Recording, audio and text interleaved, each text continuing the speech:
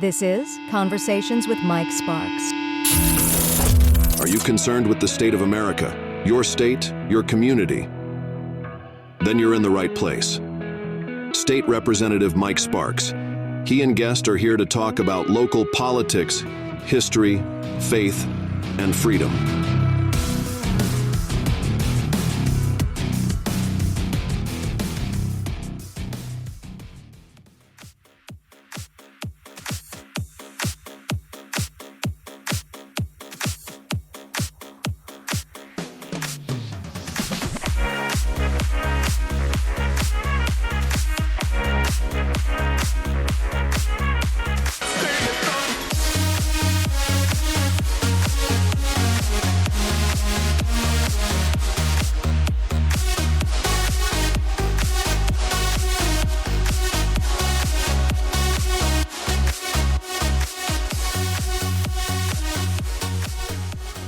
All right, little remix of, can we even say it on the air what it is?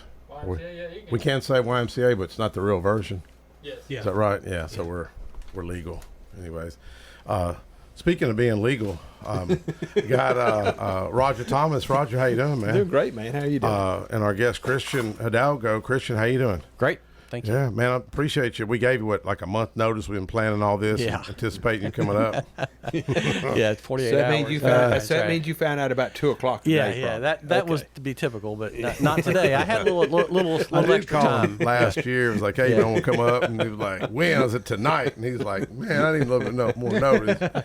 You know, Roger, before we get into our guests, you got a couple announcements you I want to do get want into. to give a shout out to a real good friend of mine. He's old Smyrna graduate, 1973. Well, he's actually running for a county commission in White County, District 2 in Yep. Sparta. Sparta? And he's never run for anything, man, in his life. But he's that type. He should have ran. You could, if you met him, Really? he's that type of guy. Like really great guy. So I thought I'd give him a shout Yeah, out. yeah.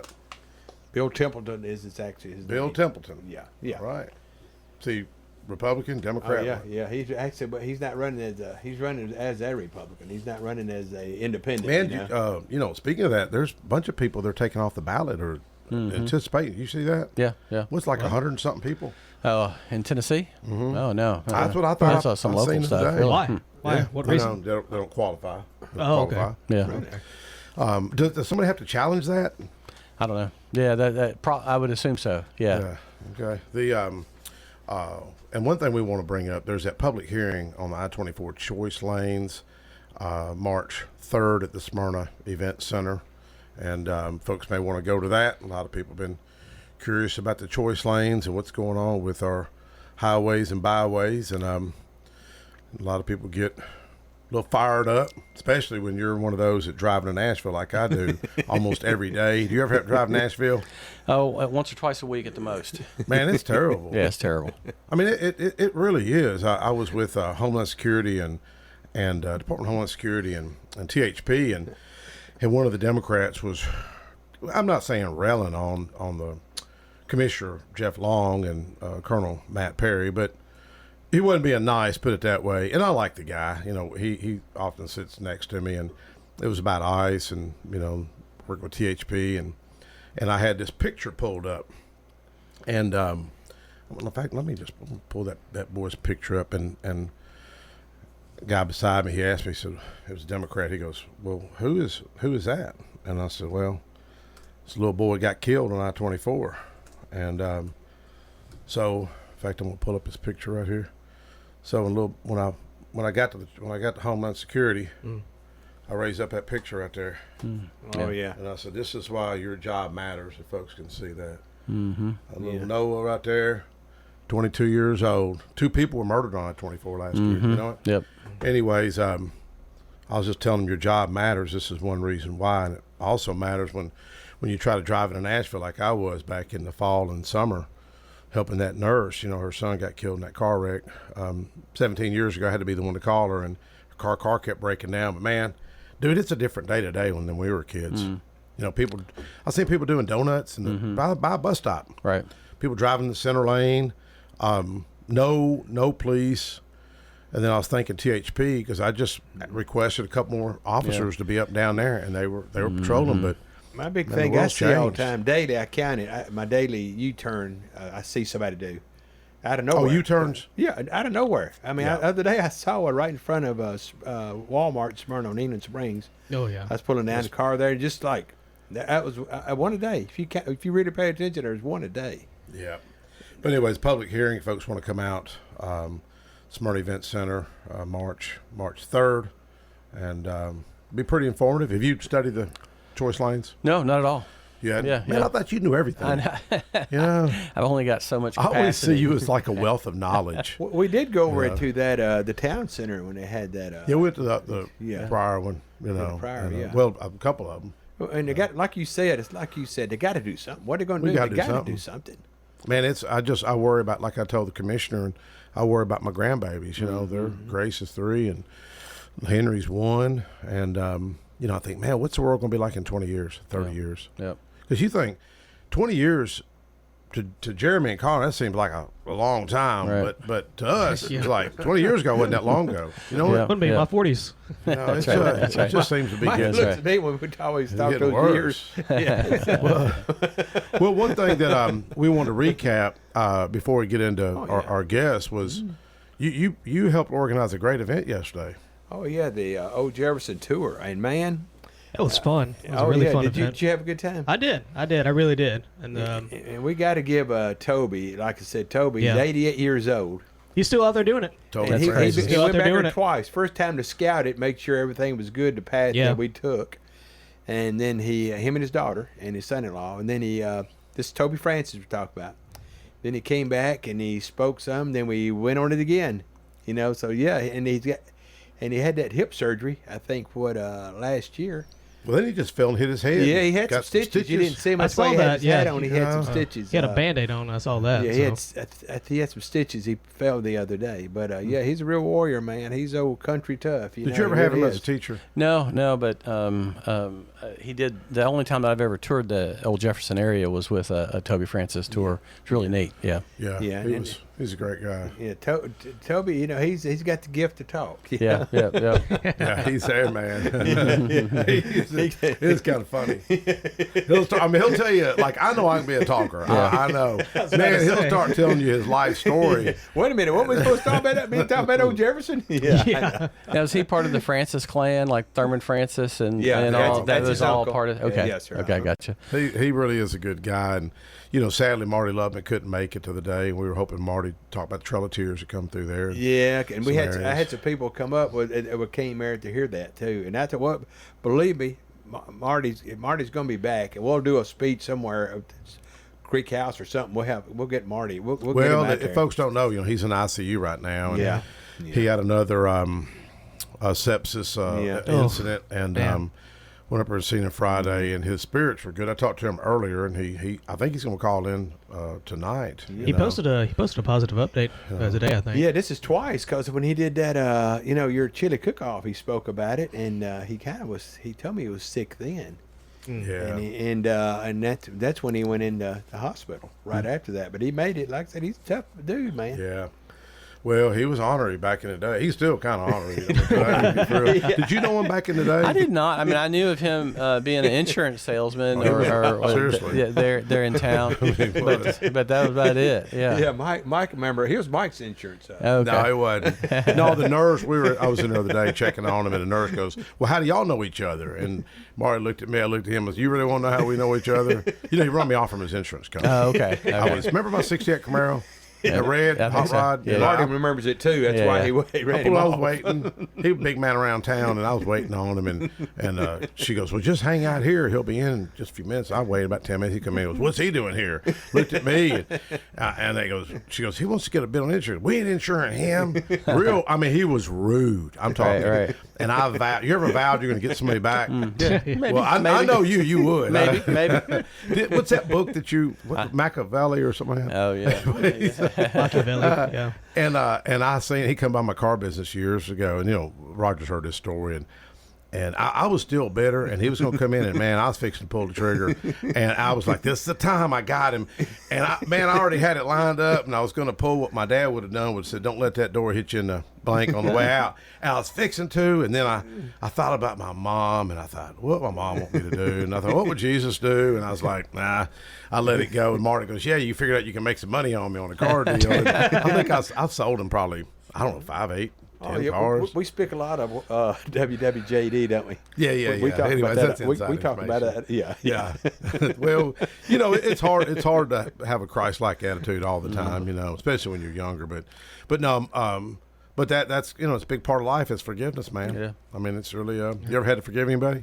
Yeah, absolutely, 100%. Who? Let's talk I about can't it. tell you. Not here. Yeah. Especially you. confidential, man. It's been more people forgiving me. Yeah. Well, you work in them campaigns and stuff, But you're one of the best of the best. We man. don't do anything that is needs apologizing for. What got you into all Yeah. that? Young Republicans. Really? Back in the late 1990s, early 2000s, heavily involved in Young Republican work, and then Did you have a mentor or anybody that guided you? Not really. I always enjoyed the Walls.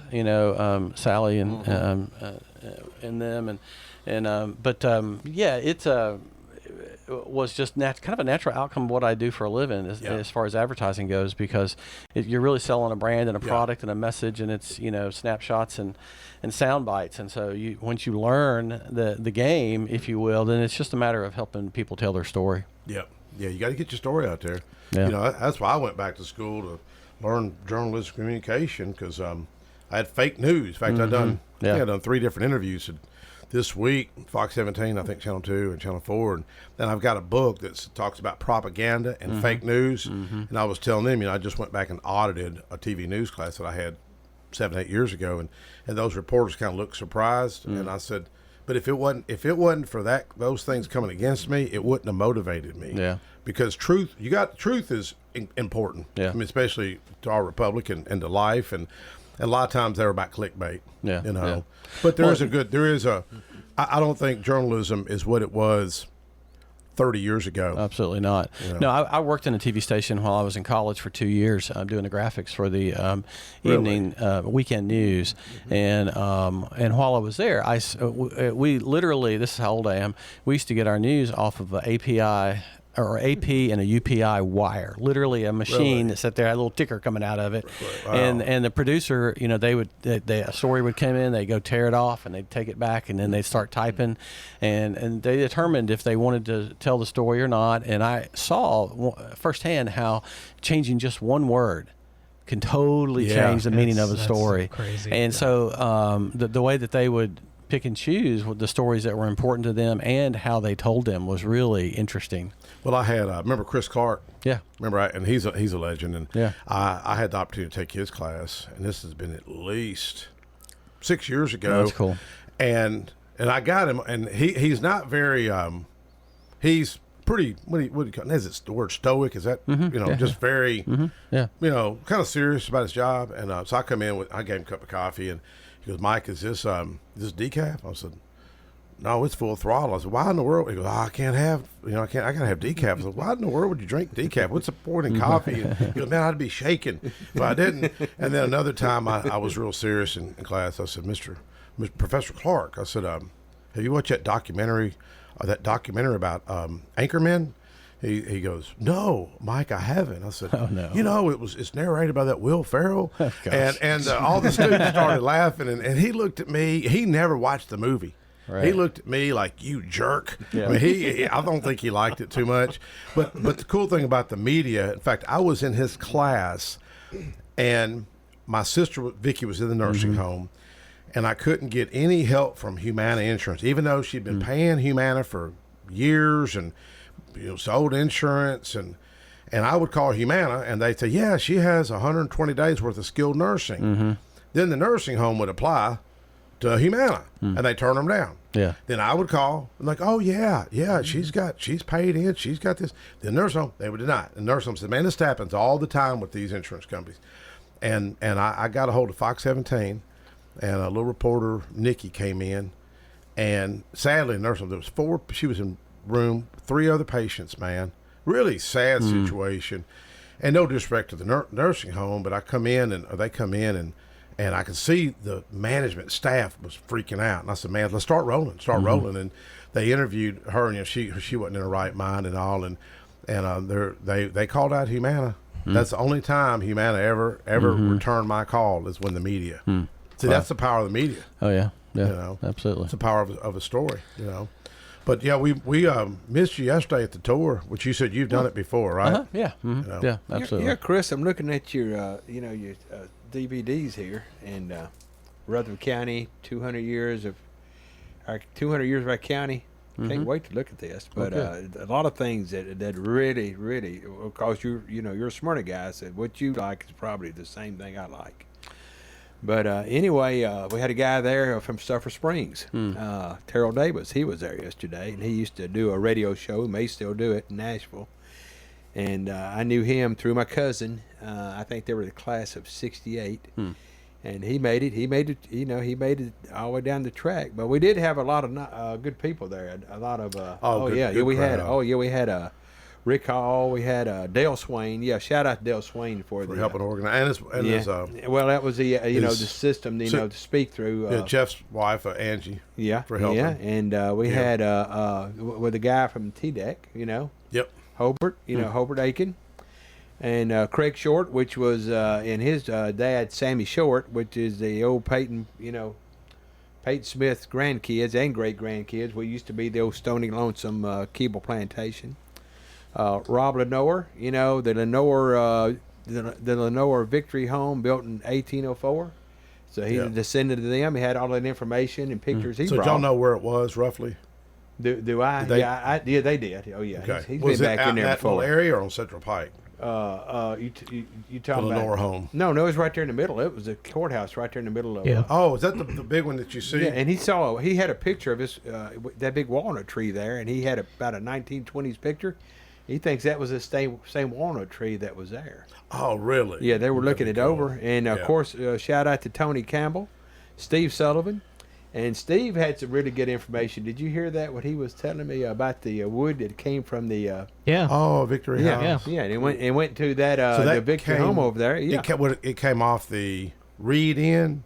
Well, no, that would be the I don't know if you'd call it the Reed Inn. It was the courthouse. The Lenore Victory Home was a Okay. courthouse back in the day, Okay. and it was a Reed house, but wasn't that a motel or something like Yeah. that? You know what he's talking about, Lee Victory's house on Indian Springs Road? Yeah, yeah. And Gary LeFew, the historian for the Masonic Lodge over there, he was there. And of course, Jenny Williams, our hero. She Yeah. had a broken toe. Did she really? She did that to her. I said, "How you doing this? You need a stick to bite on, or you just a tough girl?" She Yeah. walked it, and her sister Candy, She is tough. and our town manager David Man, Santucci. I like he that was there. dude. Yeah, David yeah. Santucci. Dave Yeah, Santucci was David there? Santucci. I didn't see him. Yeah, He's Italian. he was the one on the motorcycle, the Harley. That was Oh, David. really? Yeah. Oh. I asked him, I said, you ride a lot? He said, yes. You ever had a close call? And he said, he pointed to his face. He said, man, I had a wreck in Florida. Somebody pulled out in front of him. And I think he lost part of his finger. Oh, really?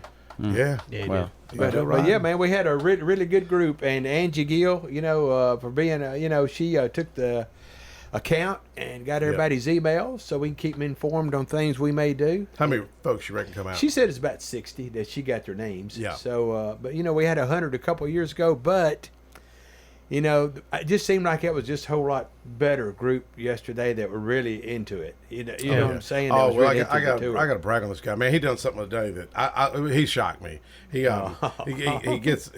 there's this, and I'm behind this girl, this lady, and he said something about, isn't somebody Ken? Who was it? Oh, well, I had a little display. I had the old plaque that come off the old bridge that was blowed up, and I had a coffee pot that came from Maul Mullins's. I was about to say something about that. I think An establishment there in Old Jefferson, and she passed away in 1955. But I remember her son, Roy Mullins. He was the last one to live in there. And I had the coffee pot that belonged to her. And Yeah. I heard she was going to be there.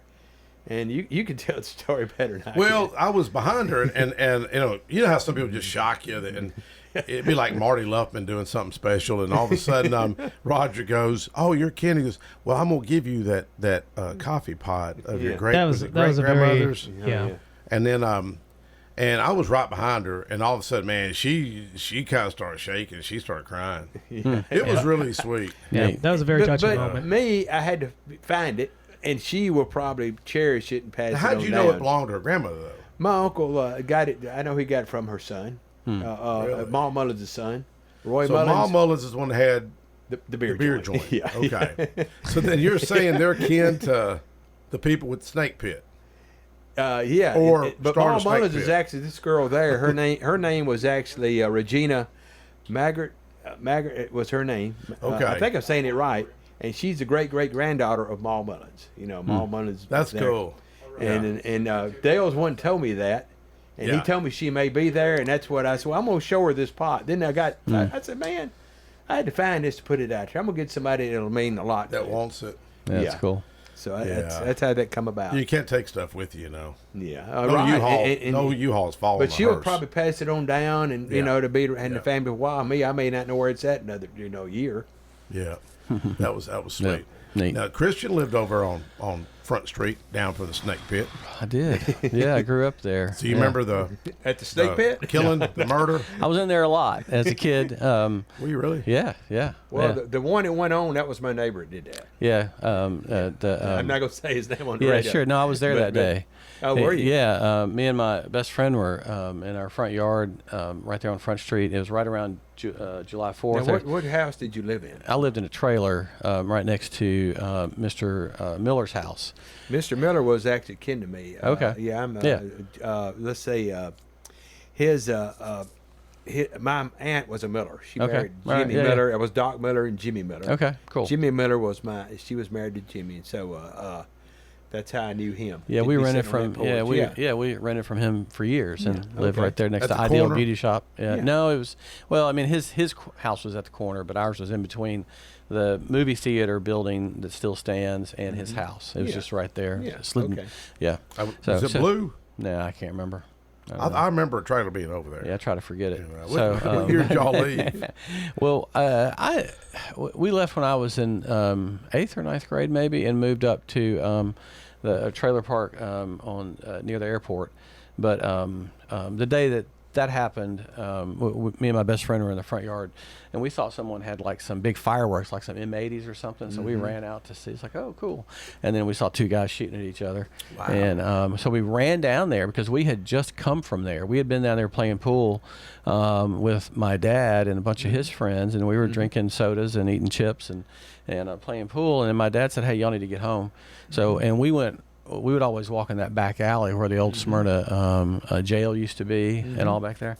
And so we went home, and I don't know, maybe 30 minutes later, we heard the gunfire, and we went down there. And, it was those two fellas that got into that gunfight. And we picked one of them up and walked him down to our house, put him in a car, and then took him to the hospital. So, very, Okay. Oh, yeah. yeah. So both of them got hit? Mm-hmm. Yeah. Okay. One got hit 3 times and survived. One got hit once and died. Wow. Yeah, and the one that got hit 3 times actually had been shot before in the wallet. Yeah, right, You yeah, remember yeah, that yeah, story? yeah, Yeah, yeah. he got shot at. And got So hit which him in the one's the wallet. better shot? Well, The one that shot once. yeah. And But, so yeah. But not straying off real quick before I forget this. A little bit more into Joe Jefferson, a little tiny bit more.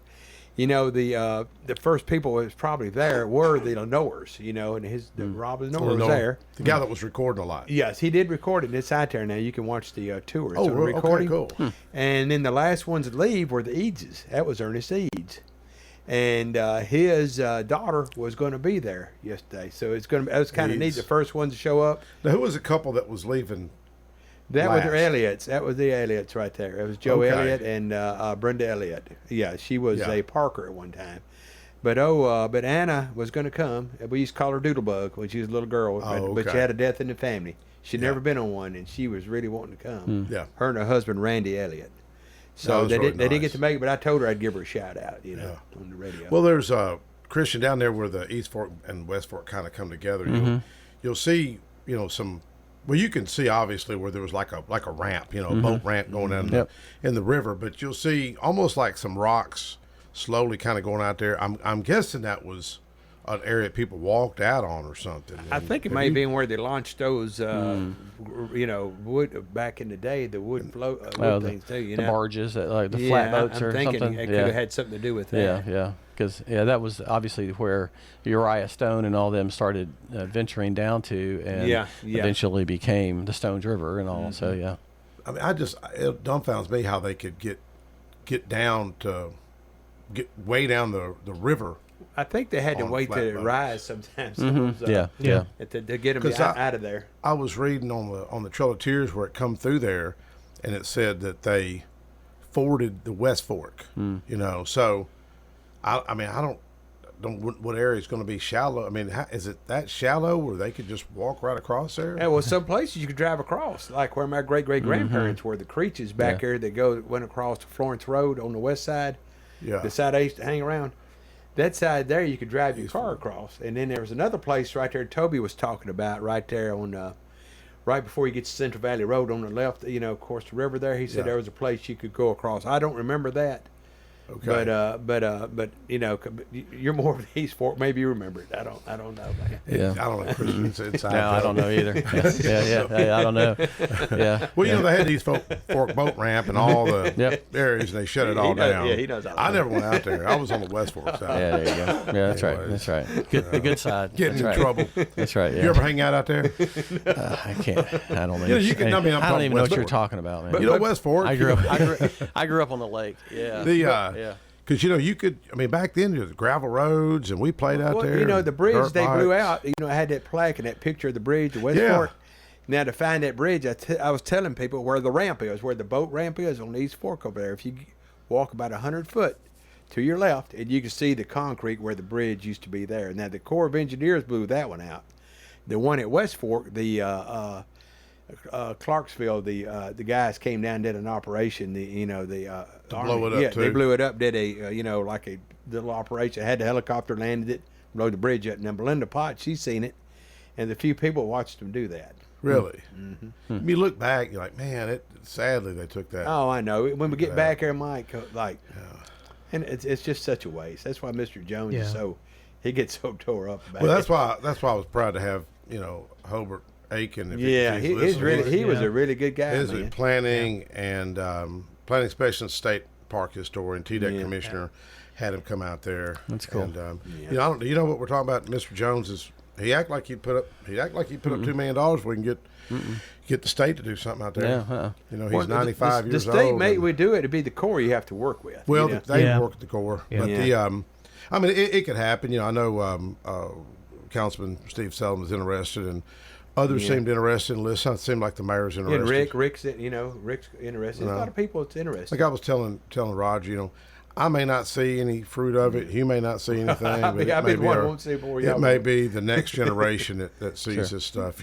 But I was looking. Have you ever studied the Trail of Tears where it went through and just in the sense of different places I've done documentaries that where if the Trail of Tears came through, like I just finished one for Grundy County and it went through there. So I mean just to that extent. It looks like when I was pulling it up earlier, it looks like it went down Central Valley through where we were walking the other day. Yeah. Would have went down the old Jefferson, which goes over to Jefferson Pike, and traveled up, and it said to Seward Air Force Base, which I'm assuming it's Steve Fitzhugh Drive, because I'm guessing Weekend Lane may not have been even there at that in 1836. Is that what year it was?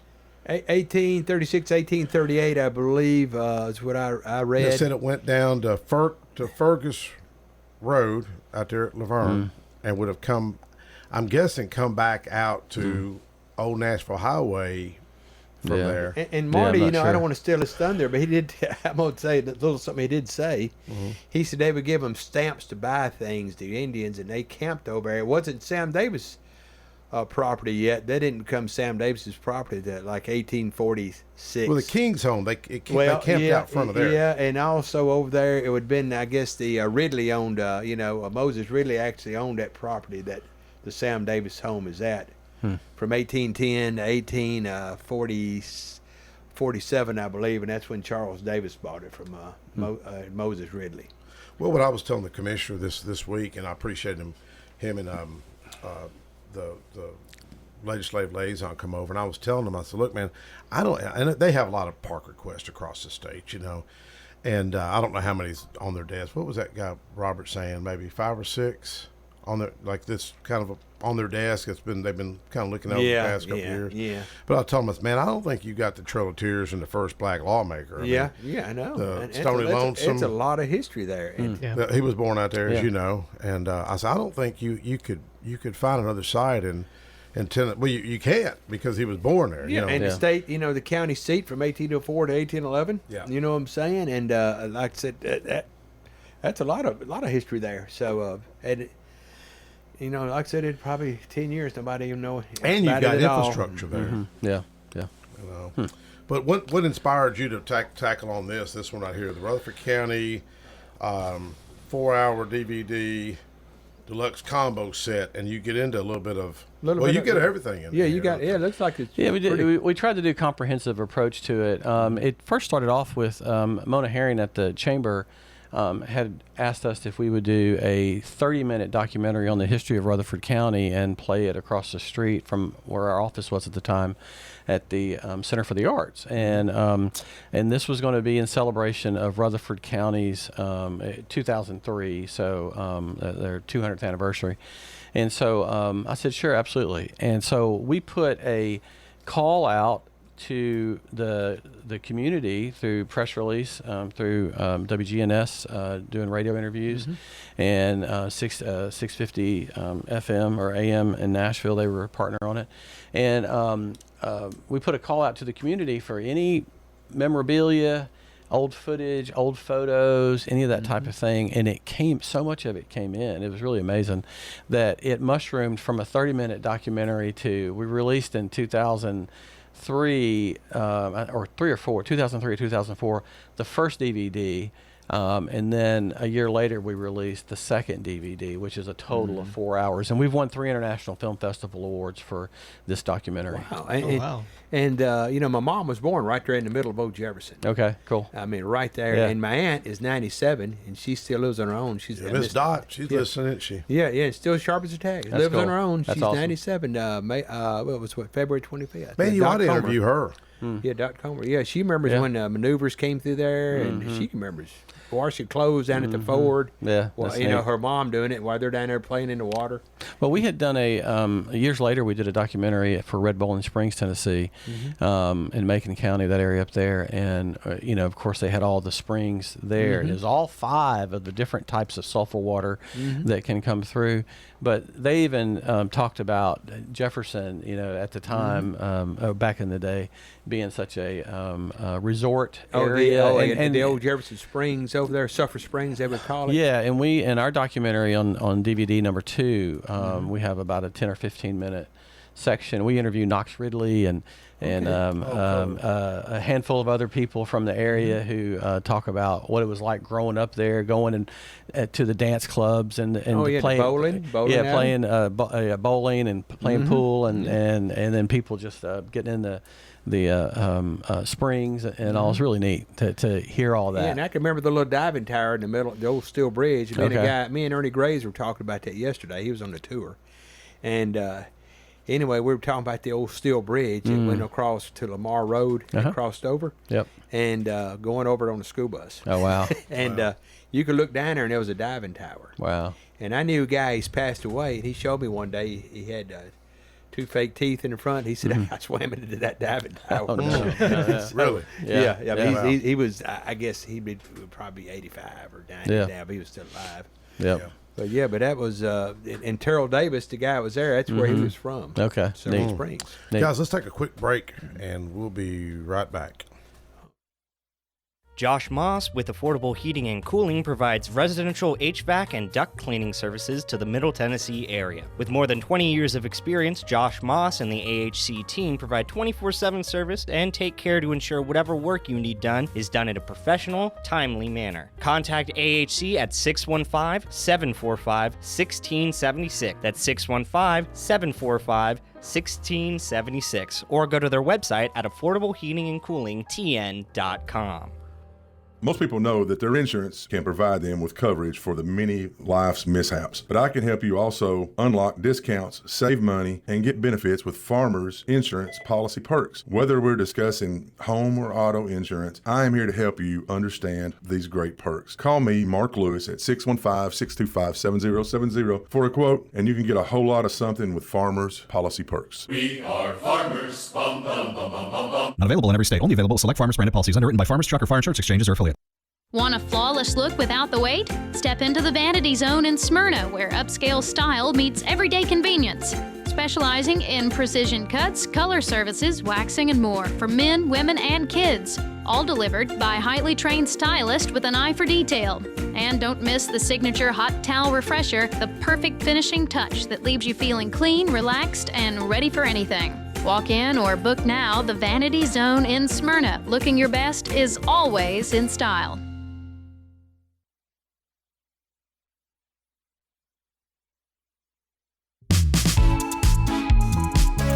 AFFI is Middle Tennessee's premier choice for pest, wildlife, and moisture control. They specialize in those difficult and unique cases. You can reach them by phone at 615-300-2395. That's 615-300-2395. Or stop in at 200 Glenrose Lane in Smyrna.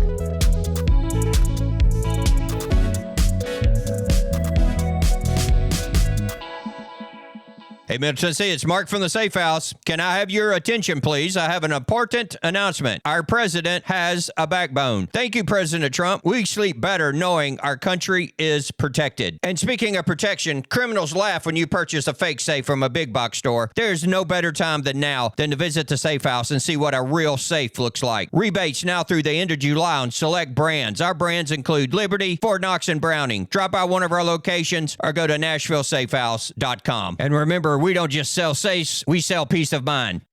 My wife and I enjoy going by Yard Sale Inc. We usually go to both locations, the one in Smyrna as well as the one in Murfreesboro. A lot of times on Saturday mornings we stop by, and their inventory changes weekly, so you never know what you're going to see, and it's mostly open box. The name fits it. It's exactly that. It's a yard sale. If you don't totally agree with the price, the staff is always friendly and nice and willing to work with you. That's the Yard Sale store in Smyrna at 111 Enon Springs Road West, in Murfreesboro at 204 South Front Street, and online at bestdealintown.com. Hi, this is Allie Dowenhauer with Isaiah 117 House. Isaiah 117 House provides physical and emotional support for children awaiting foster care placement here in Rutherford County. We are changing the way foster care begins, and those kiddos are brought to our house to hang out and wait for a foster family, and they're given everything they need. We support foster children, DCS, and foster families here in Rutherford County. Visit us at www.isaiah117house.com or visit our Facebook page, Isaiah 117 House, Rutherford County.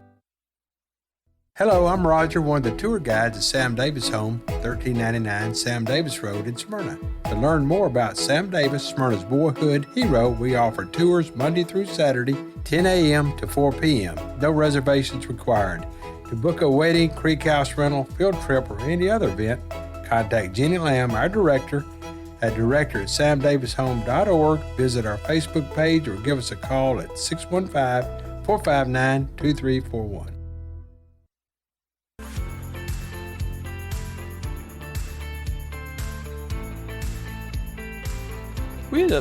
All right, we're back. We're going to give away one of these Rutherford County 4 hours of and 200 years of our county by Navigation Advertising, owned by Christian Hidalgo. To the, what do you want to say, the 12th caller? Second. The second caller? Okay. Anyways, 893-1450. He don't want the phone to be ringing all night, If somebody wants it, we'll give it out. Just we'll have it up here with Melissa to give it out. But anyways, it's got everything on there. I was looking at it. This is really cool. And hey, and how can we 893-1450? I'll leave it with you, Con. And if you don't win this one, how can we get one of these DVDs? Just give us a shout over at Navigation Advertising, 615-898-1496, or send us an email, navigationadvertising.com. All right. Yep. Good deal. They're $20 for the 2 DVD set. If you buy 2 of them, we'll give you the second one for $10. So it makes a great gift. You get one for yourself, and you get one to give to someone who loves local history. Now, have you been able to maybe air that at what's the theater down here? We did. Jackson Heights. We had a 2-week opening when it first came out. What was the fellow who used to own Mr. Anyways, but he was super nice, and he let us. Brooks. Yeah, Mr. Brooks. Thank you. And he had we had the theater the whole time, and we were able to sell them out in the lobby, and it was real neat. It was a great event. Yeah. So we had it may have been a week or 2 weeks. It seems like it was 2 weeks, but yeah. Who's the guy that owns it now? Nice fella. Yeah. Nice guy. I'll think of it in a second. Sorry. I often talk about weird synchronicities. I call them God Week moments. I had a filmmaker reach out to me. Was it 2 years ago, Roger? Mm-hmm. David Saracusa. And he wrote a documentary or did a film about what was it called? The Uncivil War. Mm-hmm. And I've been talking about lack of civility in our country, in our state, locally. I think it's worse now than it's ever been. And I know we've always had division in politics, no doubt. Sometimes I think it's worse though. And it was weird. He just happened to call me, and he just happened to air it in Smyrna, Tennessee. Uncivil War, nice guy. Yeah. He moved up to Atlanta. And one of the guys that played the bad guy was actually really a good guy. It was like reversed. Yeah, it was, in person, he was actually a really good guy, but he played because he called in, remember, and he's saying, the movie's kind of based on during COVID, how a lot of people were very polarized and all. But a nice guy. I think he trains stuntmen and doing some of that kind of work. But great guy. I know he often listens to the show. But so what does it take to air that again at that theater? It take a lot of time and effort, and everything has a season, right? And I did this 23 years ago, and it stood the test of time in that the quality and the production value that we were going for. When I sat down with my folks when we first started it was we wanted to emulate Ken Burns. We wanted the best of the best, and we'd already done documentaries in Israel and England and in the Dead Sea and places like that. So we already were had a really good approach to it and all, but when we decided to do this, because it was very personal to me, because I grew up here, and how cool it is to, when you drive down a road, now you know why that road is named after that person or that building or whatever, that bridge, and it makes you love your community more. And that's one of the things that has resonated with me about these types of projects is causing people to love their community, be involved, make sure that that they see it through for the next generation, and you can't do that if you don't know the history. Yes. Well, how did you know you had this creative side? Did any teachers encourage you or anything? Oh, well, I mean, from the creative side, I started drawing when I was a little kid, and it was just always something that I cared about and put a lot of time and effort into, and drawing and painting. And then, junior high, Maxine Gaither, and high school, Larry Busey, all took, special interest in me and helped me and encouraged me. And then probably from the time I was 14, I knew that I wanted to go to art school, and I did. And the rest is history. You were kind of a wild child back in high school. I don't know about that. But, I mean, it was the 80s, Mike. I know. I mean, what was your hairstyle? You were kind of a legend, though, man. I mean, seriously, I'm not even trying to be, but you were like a legend, for real. I don't know. But seriously. I enjoyed my life.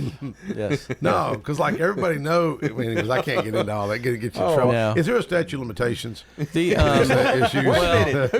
talking about statute of limitations. Well, let me tell you about my two history teachers in high school that really had an influence on me. One, he was not my history teacher. Burl Beasley and Big Al Wilkerson.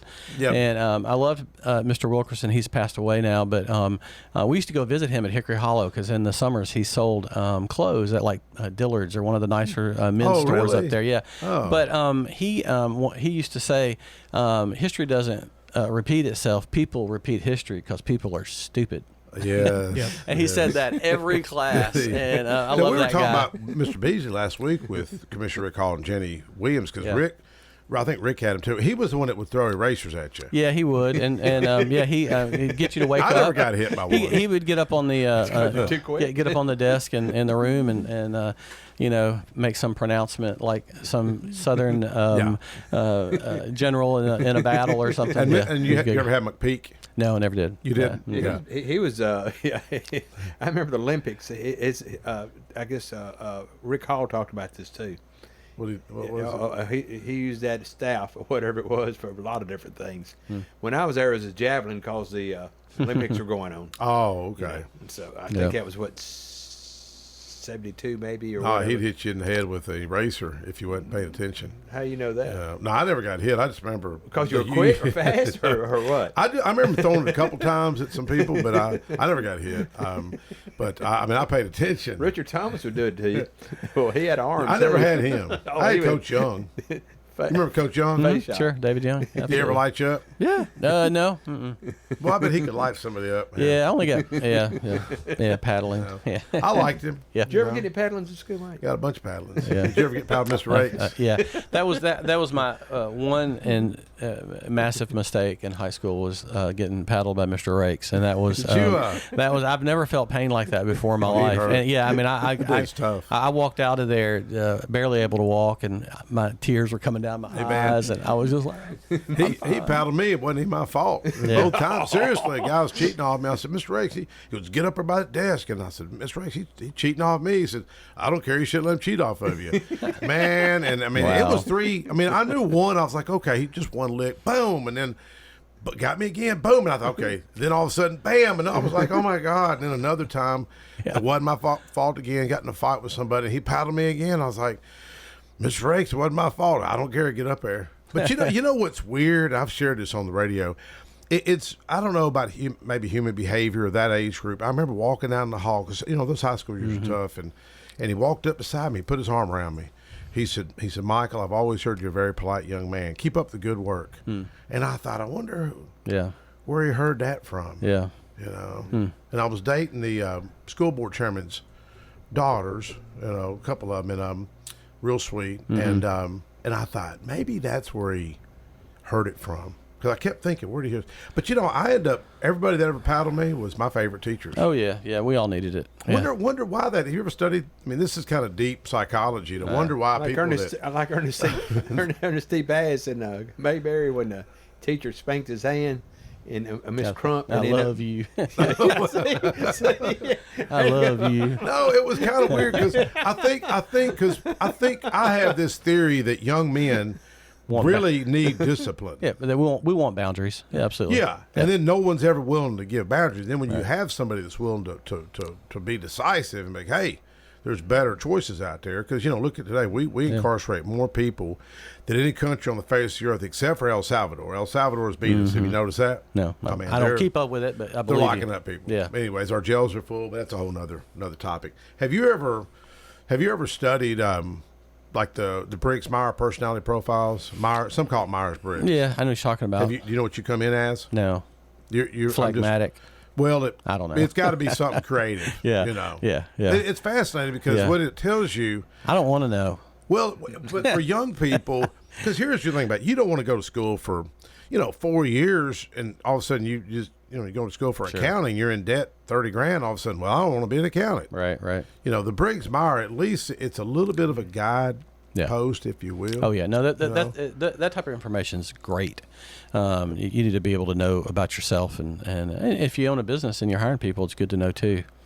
What you're getting, because anybody can look great in the interview, but after what do you look for? Speaking of interviews, what do you look for? Boy, that's a great question. I look for someone who's curious. I look for someone who's resourceful. I look for someone who spends time after work bettering themselves in their craft, whatever that is. For us, it's graphic design, or if it's website building or video production, any of those types of things, learning more about the digital world. So if someone says, hey, check out this article I read last night about this, that impresses me. I'm like, wow, okay, good for you. Because that's what I did. I hired a guy about two months ago, and our legal guy come by on the house floor, and he says, hey, did you hire that young man? I said, yeah. He said, man, let me tell you. So I interviewed that guy for a research position. he said he came to the interview with a newspaper, like under his arm, and he's not but 25. And I thought, wonder why he'd do that. I wonder if he was doing that like to get in that guy's head. Right. And I asked him, he said, no, I just read newspaper. And he's got a flip phone. And I told him, I said, man, you're going to have to, he goes, I got an iPad. It's old school, yeah. And, but you know what? He's kind of an old soul, even though he's a young guy. Yeah. But I told him, I said, look, because he's worked elections in Georgia, and I said, you won't be with me but a year and a half. Somebody's going, or 2 years. The Secretary of State's going to come hire you. Yeah. You know, because they'll steal employees when they know how good they are. We've got a caller. Caller, go ahead. Hey, it's Marty. Hey, brother, how you doing? Hey, Marty. Yay, man. Hey, I'm doing okay. I'm doing all right. You sound I'm better. Still up there laying in bed and waiting on them to be able to carry me downstairs. Oh, you're going to get a room? Yeah, they're going to move me downstairs to a room. Good. Awesome, buddy. Awesome. So you've been in ICU for how many days? 4 days. 4 days. I see you had that. Jeremy was talking about that picture. All those, the staff. You had about 8 staffers or 6 staffers in there, didn't you? Yeah. But Marty, that wasn't no excuse. That wasn't no excuse not doing your speech the other day, being in the. No. We missed you. We did miss you, man. We missed the heck out of you. There was people there wanting to hear you. It was a beautiful day. And yeah. I was really prepared, but I'm telling you, boys, I was sick. Yeah. Oh, I know. If you say it, I know you are. Yeah. You won't believe this, but my nurse who walked out of the room. Do what? Go ahead. No, I'm talking about my nurse. I'm on the radio right now. Oh, okay. But my nurse is out from Smyrna. Oh, really? Uh-huh. Okay. You know, my daughter-in-law works out there. She works in the surgery center, she said. Yeah, she came in this afternoon after you left. She wanted to operate on me. Really? Yeah. Yeah, she's busy. Yeah. I tell you, man, thank God for those healthcare workers and nurses and physicians, man. My daughter-in-law works hard, 3. I mean, sometimes she'll work 15, 16 hours. My daughter-in-law, shift. that's what she does too. She's at over at here in Murfreesboro. I couldn't do that job. Now, we missed you, Marty. What are they telling you as far as kidneys and the bacteria that's in my blood is totally gone. Good. So the antibiotics are working? Oh, yeah, I hope so. Well, I tell you one thing. They were strong, Mike. Mm-hmm. Oh, my gosh, man, they were strong. Well, you're fortunate to have Rocky and Sepna who are helping you. You know, they were really worried about you. You know, I was worried about me. I really didn't think I was going to make it out of this one. Well, like my mother always said, when you got your health, you got it all. You know. Well, I didn't know if I had my health this time. Yeah. Well, looking forward to you getting back. Now, your wheelchair's still broke down, isn't it? Yeah, they're coming Tuesday to build it back up. Man, them people dragging their feet. Oh, I'm serious. That's sad. Yeah. Maybe they had to get the part, wait on the part or something. Yeah, but you know, it's like a car. You know? They should have it on the shelf, though. Oh, yeah. What's the name of that company that's doing a piss poor job? What's the name of it? You know I'm not going to tell you the name of the No, for real. That's just sad, though. They should have that stuff ready. Bad, Mike, if you think about it. I mean, because remember, it broke down when we were getting you home from the hospital last month. Yeah. Well, it's probably it broke down. Well, that's probably my fault. I didn't put that cover on your wheelchair. You said that cover needs to be on there. Did Mike just admit to something? Yes. Did well, I thought I was trying to streamline the process and not put the cover on so we can hurry and get to your house. And you're like, you put the cover on? I'm like, no. It's, oh man, you said it makes the battery go dead or something. No, it freezes the hydraulics. Oh, okay. Well, I didn't know. Man, I didn't know this. When we got to the house, all the hydraulics were froze up. Oh gosh. Oh, man. Yeah, we had to push him up. Another subject, man. We had to push him. Well, I'm trying to segue into something different. But the wheelchair ramp was full of ice, and Tony, who had surgery last year, he's pushing. I'm pulling. And then when I'm pulling his legs, he's falling out of the wheelchair. We looked like a clown show. Oh, I was worried. The whole story. Yeah, I thought I was going to have to call the fire department. It's kind of like the guy where I worked at Bridgestone. He got his toes caught in this machine. He was screaming bloody murder. And the guy I guess he thought his Westerners tried to knock him out. Oh. He couldn't do it, so the guy had a broken jaw and some toes. What we did, that's a true story. we couldn't. It was so awkward because he was in the, because he's got that ramp. It's difficult on that board, and I said, man, dude, we're just got to slide you out of this wheelchair on the floor. We slid him in his bedroom on the blanket, and he was laying there, and then he's like posting pictures on Facebook or something like, oh my gosh, man. And then we had to call his neighbors, and anyways, Tony, man, I thought Tony might die. He's out there pushing him up, and he's slipping on the ice. But that wheelchair ramp's the longest one that Jim Winchester and our church group has ever completed. It's like 80 feet, Yeah. Well, we got to the door to my bedroom. I'm gonna tell it if Mike won't. We got to the door of my bedroom. Yep. And Tony said, pull. And Mike started pulling, and Tony yelled out, not his feet, not his feet. It was not pretty, that's for sure. Well, Marty, we're about out of time. Thanks for calling in, man. I'm glad that you're feeling better. Folks are praying Marty. for you, okay? We're praying for you, Marty. You take care, buddy. Bye-bye, guys. Take care. Bye-bye. Connor, thank you. Thank you, Jeremy. Christian, we appreciate you coming up, brother. And folks want that CD, call in 893-1450. We'll catch up with you next week.